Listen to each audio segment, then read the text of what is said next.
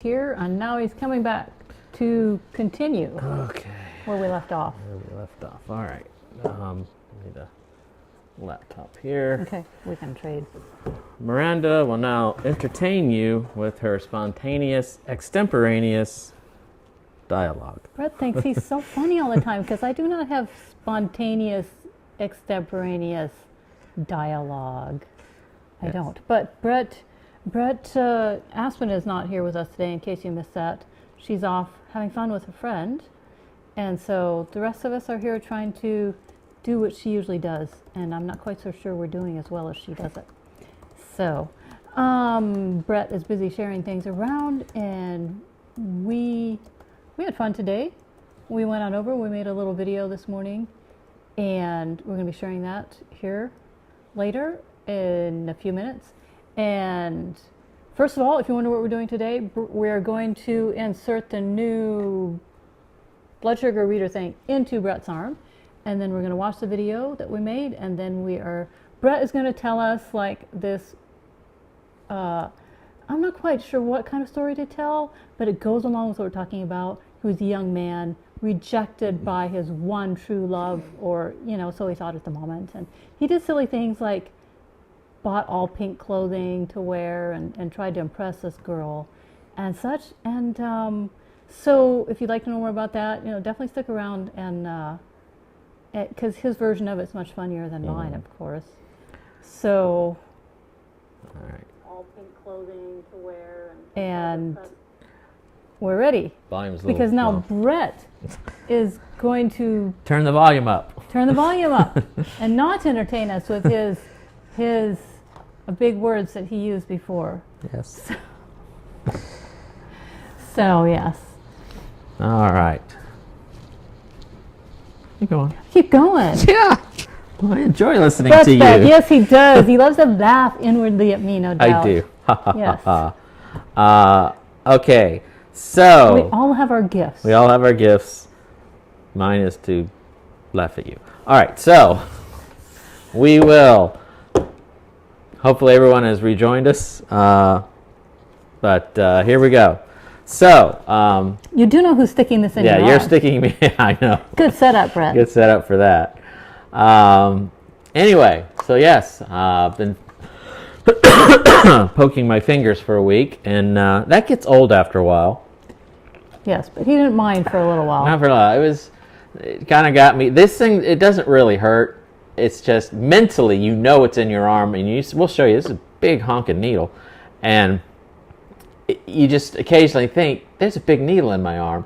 And then it starts to hurt, and it's probably not hurting. It's your head telling you, there's a needle in your arm. It should probably hurt. So I'm sure it's all mental. But anyway, we're going to go with it because I'm actually experimenting with my insulin, trying to get it down. Like, I've completely stopped taking nighttime insulin because it just seemed like it was making my blood sugar go really low. So we thought, what would happen if I don't take it? And so we did that, and that seems to be working. And then I forgot to take my insulin this morning. I don't know how that happened, but there's been several times I start eating and I think, oh, wait a minute, I didn't take my insulin. How does that happen?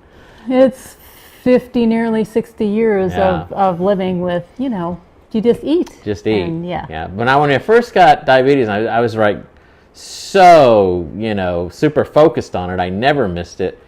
And then, I don't know, a couple weeks ago, I just started leaving my mind. I was like, oh, wait a minute, I got to take insulin. And I completely forgot this morning. And so then we decided, I took my blood sugar, and it really wasn't that high after I ate.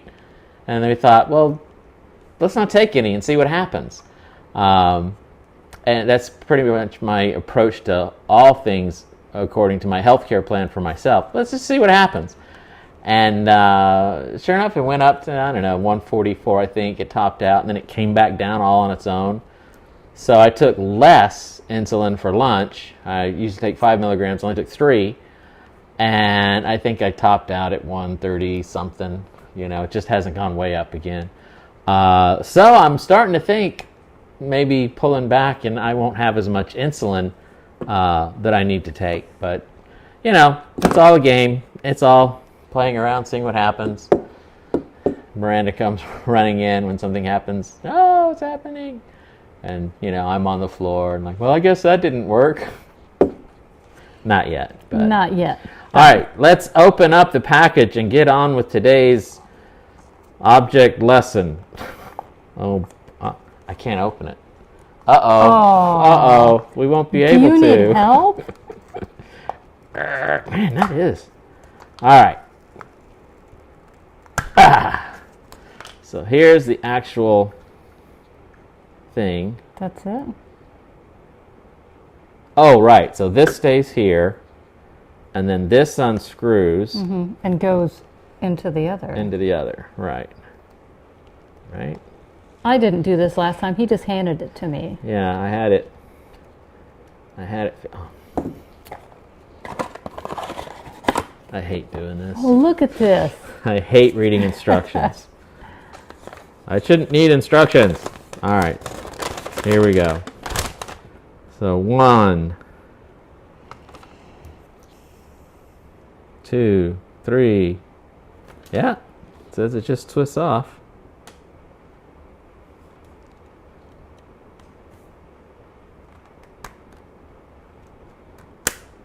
Ah, there we go. All right, 3, 4. Oh, yeah, that's right. You line this up with that, and you push down.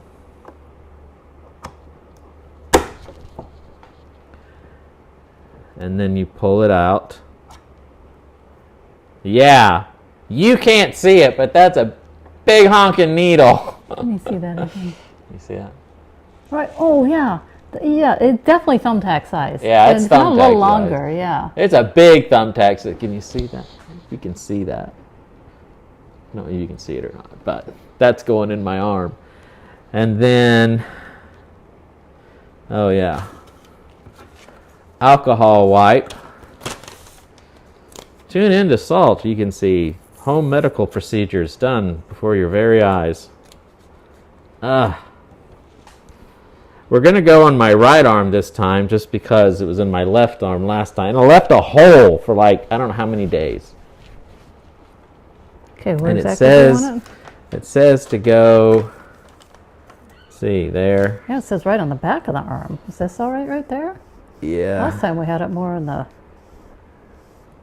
Okay. Yep. They got it down lower than I thought we had it last time. Yeah. So Okay. somewhere down in here, I guess. Down there?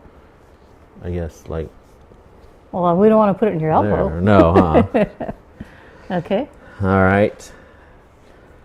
And then you take that thing. Do you want it here? Up here? Is it a little lower, I guess. There. Yeah, There. I think there. Okay. And then what you're supposed to do is push it in. Yes. And yeah, so all right, Okay. ladies and gentlemen, here was something. Ah! I thought we were doing a countdown. 3, 2, 1. Look, it worked. What happened to my countdown? I discussed this with Kitty beforehand, and she said no countdown. Okay. Mwah, it's all better now. It's all better now. Yes. Oh man, it's way over there. All right, where's the? Oh, I think I have to wait for like 40 minutes or 40 something. minutes for it to read it. For it to read it. Yeah, Okay. you have to wait. So, anyway. All right, so. Yeah, well, this was one of those things where previous to this, previous to Brett finding out he had diabetes, he had no idea really what his overall everyday blood sugars were No. rising to. Yeah. And so now that, basically because of that, he lived a bunch of lies. Definitely eating way too much sugar and all that kind of stuff, not drinking enough water. And so now that he has this And little blaming device, other things for what I was really Yeah. feeling, because I was like low energy and da-da-da. And I thought, oh, it's just caffeine, or it's just, and it probably wasn't. It was probably blood sugar. Yeah. And so now that he has this, he knows the truth. This Yeah. little device here tells him the truth. Yeah. And And it makes a big difference. Like I was telling my mom today that when I first got out of the hospital, I remember that feeling. It's like, this is what I felt like 25 years ago. This is what normal is supposed to feel like. I mean, I felt really good. I was like, wow, I haven't felt like this in forever.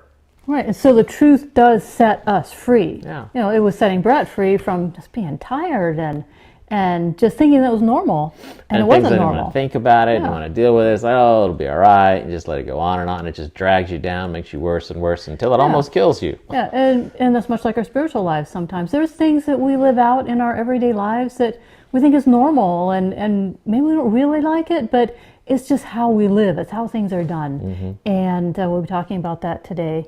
And but then we find out the truth, and we can be set free from all those lies that we were believing. Yep.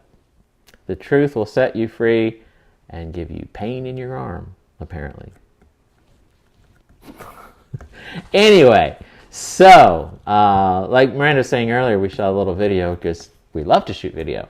We just don't get a chance to do it very often, but we love to do it. And so I'm going to go over and start the video if you want to just briefly tell them what it is. Oh, okay. This is a little video that about a personal experience I had this last week during one of my morning devotional times, and it's we are ready to go, I guess.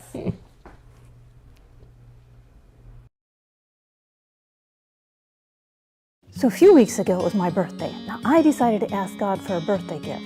Now, over all my years, I've asked God for a lot of stuff, but I've never asked Him for a birthday gift. And I already knew what I wanted. I didn't have to stop to think about it or look over the list. I knew that I wanted humility and all is great and glorious beauty that it is. And so, in my mind, I pictured humility as a couch that God could move into my heart, and we could just sit on it throughout the day, and He would offer me good advice. And so God said, well, that's great, but comfy couches of humility are really, really big, like those big sectional couches with the drink holders and the recliners and the fold-out beds and such. And so, you know, if we're going to move it into your heart, we're going to have to get rid of some of the other stuff. I said, okay, that's fine, that's great, we can do that. Because you know what? I knew what I wanted. I don't care how much stuff I had to get rid of to have it. So one day this last week, during morning devotional time, I felt as if God said to me, you have rejection hiding under one of the floorboards of your heart, and I want you to give it to me because it's coming between you and me. And I said, you know what? You can have it. Rejection has never done anything good for me anyways.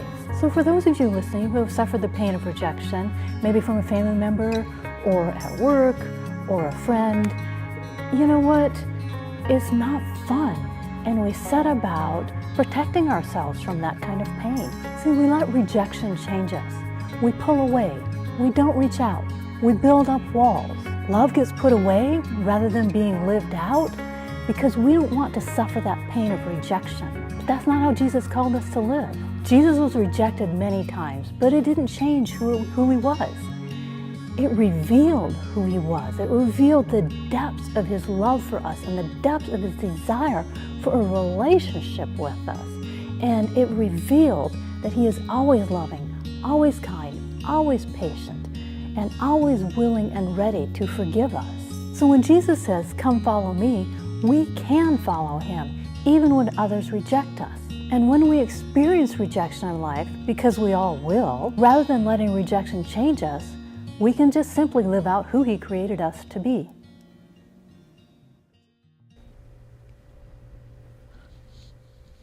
Okay, so there was a story, and it reminded me of another story that happened, 7 or 8 years ago by now at least. And we were living in Maryland, and I was outside gardening, and I found this walnut that had sprouted. I'd never seen anything that big sprout before.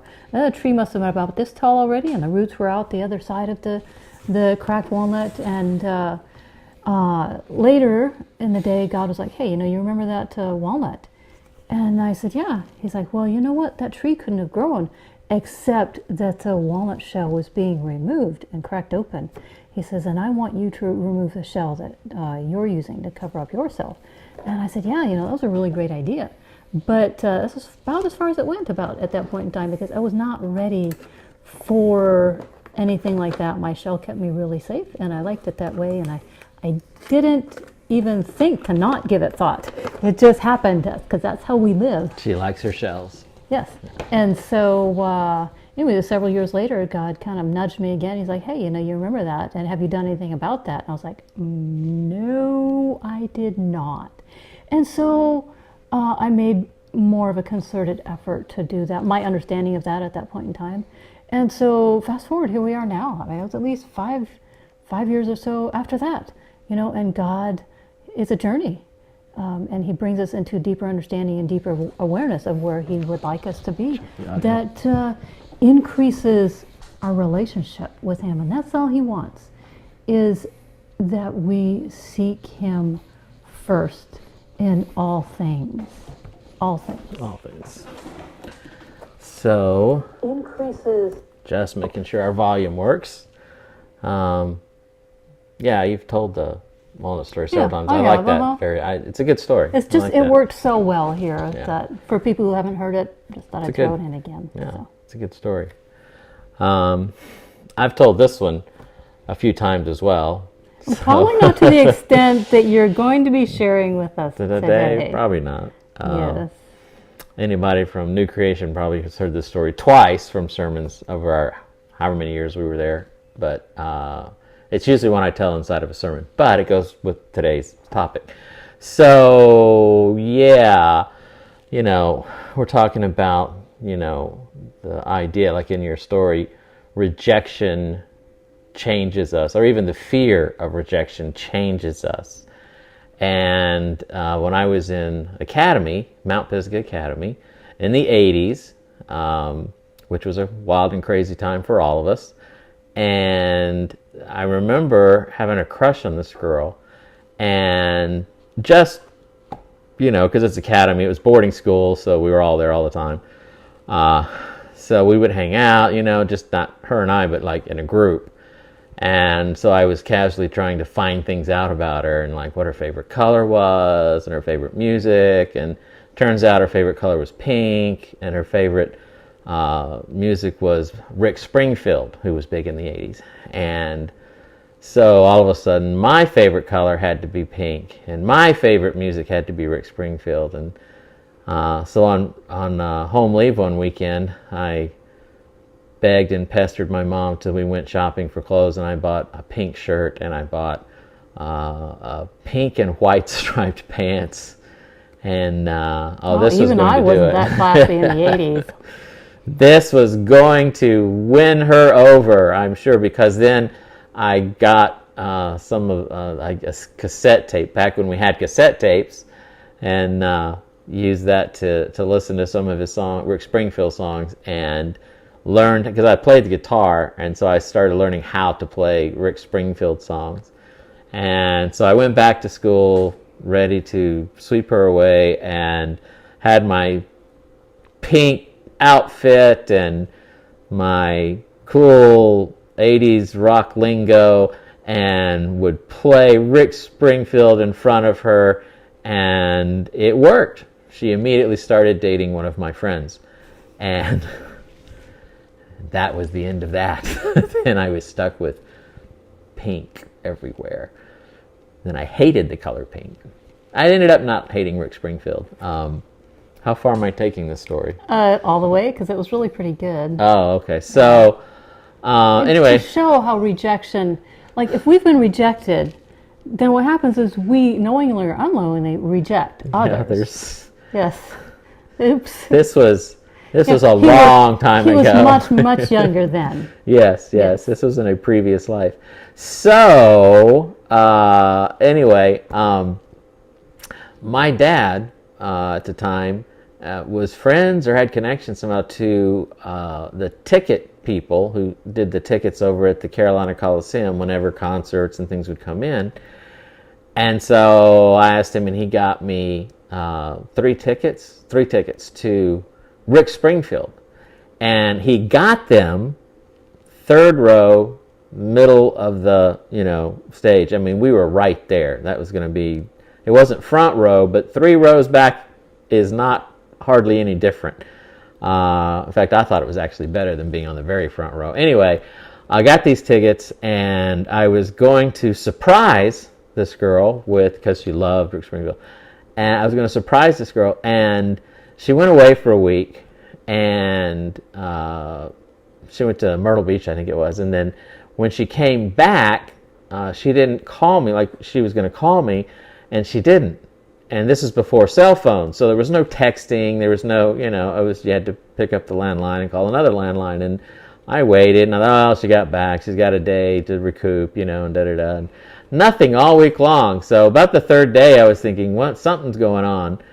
And so that weekend, actually at church, I went to Sabbath school with the tickets, and I was going to, find out why she didn't call me, but also surprise her with these tickets. And I had to talk to her friends, and, her friends all knew I was, had the tickets and stuff. But I said, don't tell her, I want to be a big surprise, so nobody told her. So when I got there, she basically said, no, we're not dating, we're not going to date, it's over, it's not going to happen. I'm like, okay, all right, well, have fun, and walked away. And then all her friends ran up to her like, did he tell you? And she's like, tell me what? And because she was like, I broke up with him, And they're like, no, he had these tickets to Rick Springfield. And so she didn't get to use those tickets. And? And see, other people might do other things, but I surely wouldn't do other things. So just out of, remember, this is a long time ago, so just out of spite,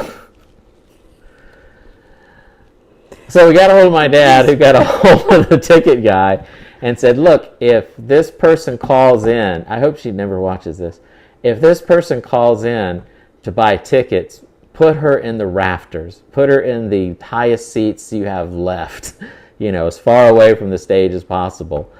And sure enough, she did call in and got tickets, and the guy was there and recognized her name, and he put her right in the very top of the, balcony seats, way in the back. So much so that she had to use binoculars to actually see the stage.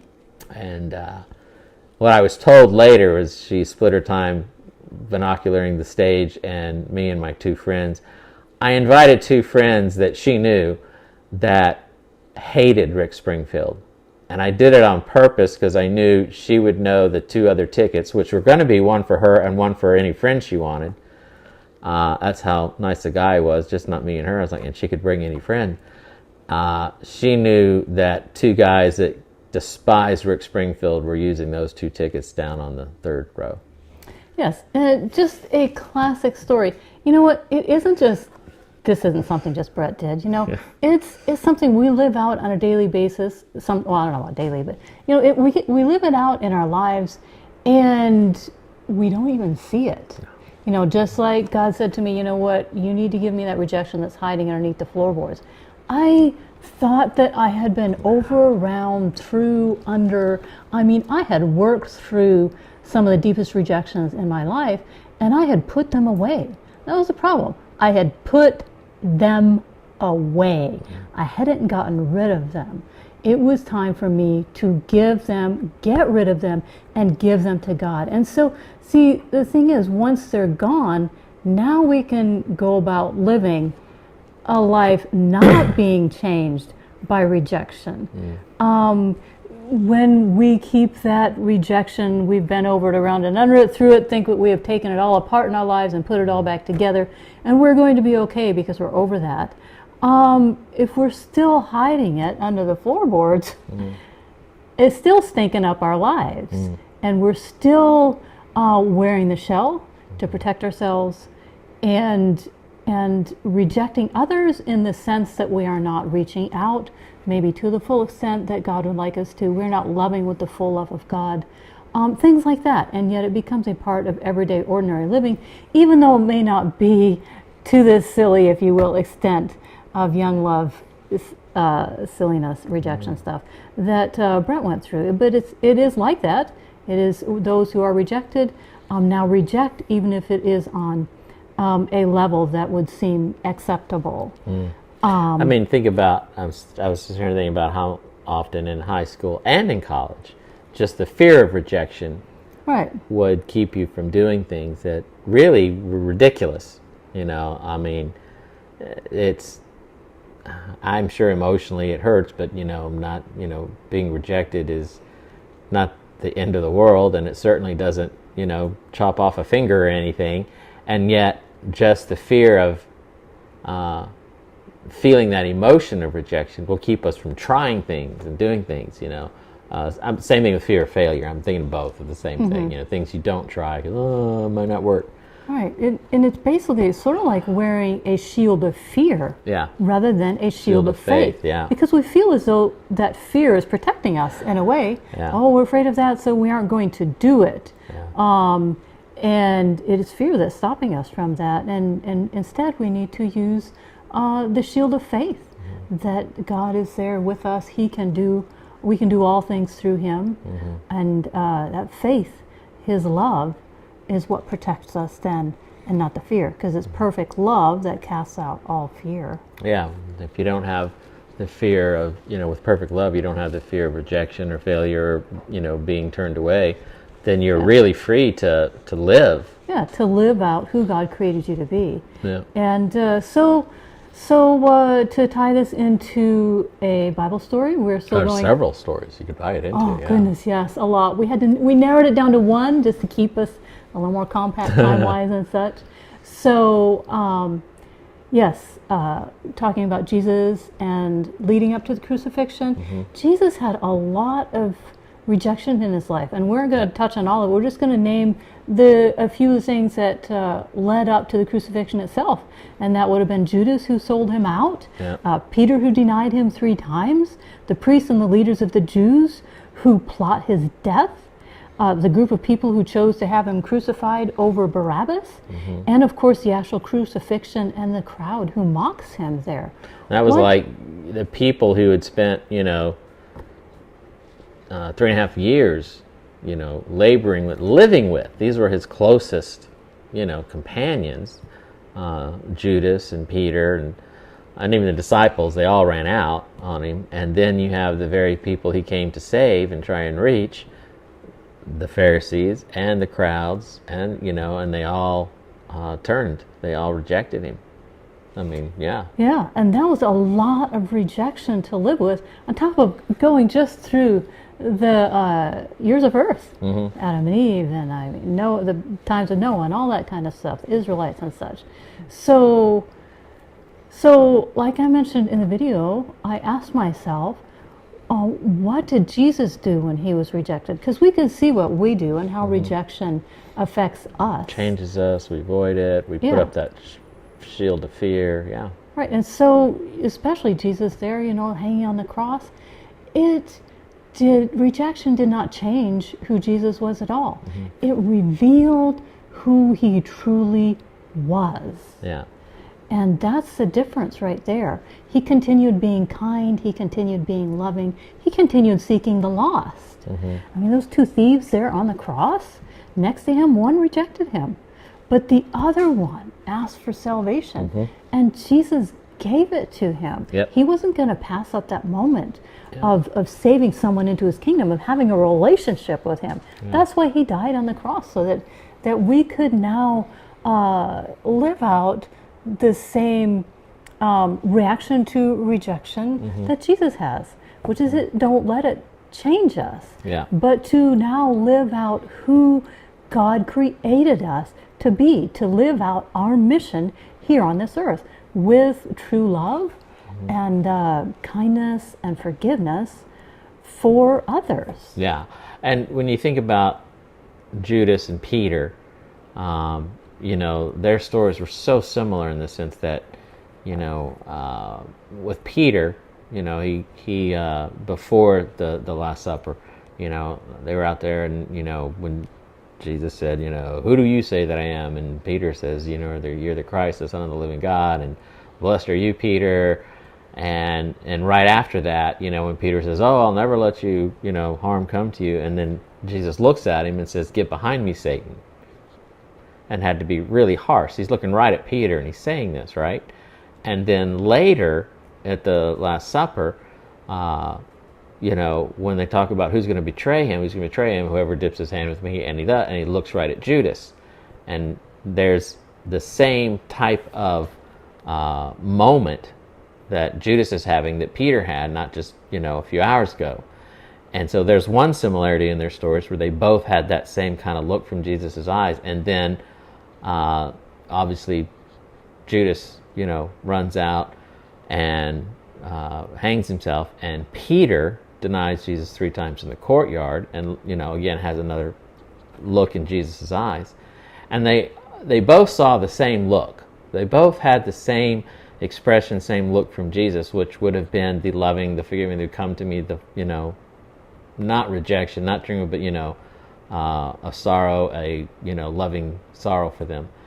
And the only difference that made it in their stories was that Jesus didn't change. Judas ran away from Jesus, and Peter eventually ran towards Jesus. And that was the only difference that, really made the difference between Peter being reinstated and Judas hanging himself. Jesus' reaction to the rejection was the same to both of them. It was their reaction to that made the difference. And it's a run. And that's why we've, kind of always said, run to Jesus, come to Jesus. He doesn't care how or what, just come.